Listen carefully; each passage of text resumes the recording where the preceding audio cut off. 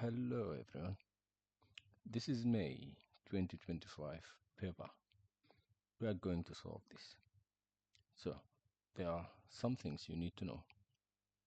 I'm going to solve it slowly. Every question we are going to solve, I'm going to explain other ways to do it and what to expect to be asked. So if you know how to do the question, you can pause and try it yourself, or you can skip to the next question. And it's always better to know different ways and to know the tips and tricks for every question. Alright, so let's start question 1. You can pause at any second and try to solve.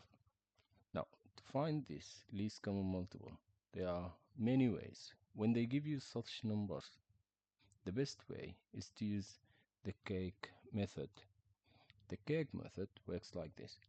You write the numbers 45 and 70, and then ask yourself, what number goes into both 45 and 70? It's 5. So how many times 5 goes into 45? It goes 9. 5 goes into 70. How many times?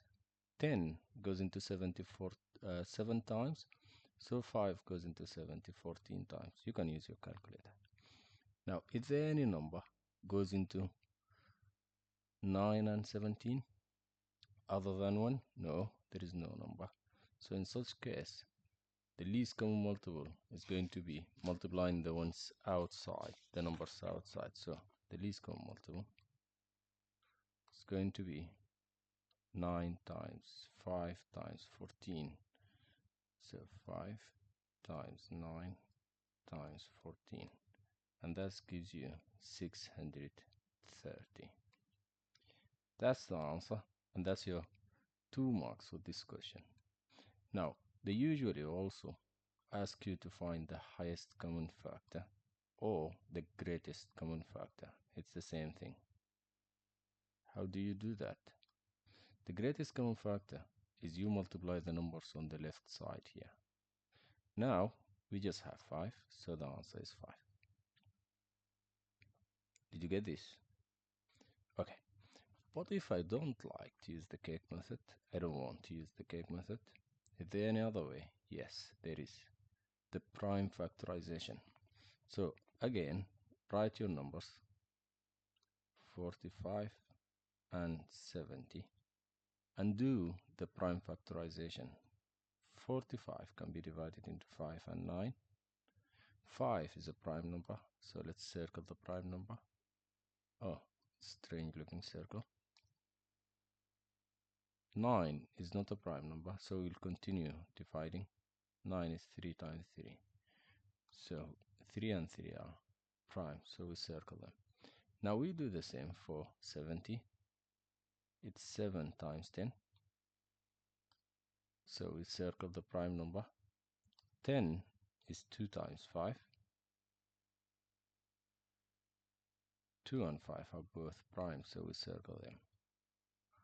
Once you get to this point, it's better to do this Venn diagram. So that's 70, and that's 14 here. And then start writing the numbers. Start with the common numbers. What number goes into both of them? It's this 5. 5 goes here and there. 5 is here and there, so you write the 5 in the middle. Now what's left in the 45 is 3, 3, and 9. And what's left on the 70? It's just 7 and 2. Oh, I don't know why I wrote 9 here. 9 is not a prime number. So that's it. Now, the least common multiple is just going to multiply everything, every number inside here. So it's going to be 3 times 3 times 5 times 7 times 2, which gives you the same number, 630. If they ask you to find the greatest common factor or the highest common factor, though, it's just the one in the middle, the one that is common, which is this nice 5. Did you get the other way of doing this?